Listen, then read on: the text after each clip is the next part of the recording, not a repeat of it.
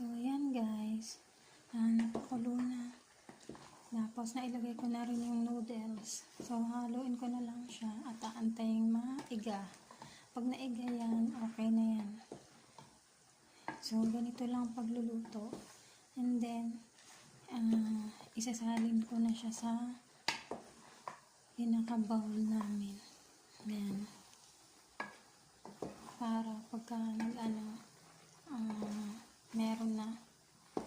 Ayan.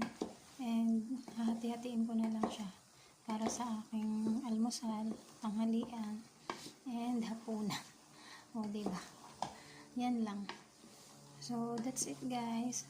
I hope nakuha nyo, natuto kayo na hindi pala katulad sa Pinas na pagka nagluto kayo maraming sahog. Yan. Dito, magkaroon lang ng lasa, okay na. Basta may mailaman ka sa tiyan mo para hindi ka magutom. So, yan lang.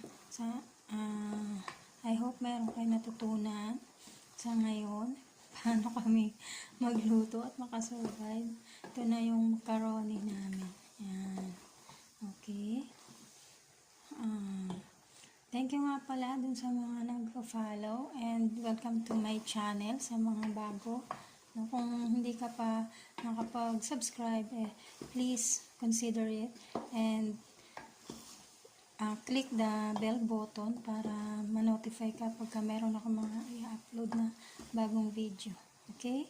Thanks and ingat-ingat. Have a blessed day. Bye-bye.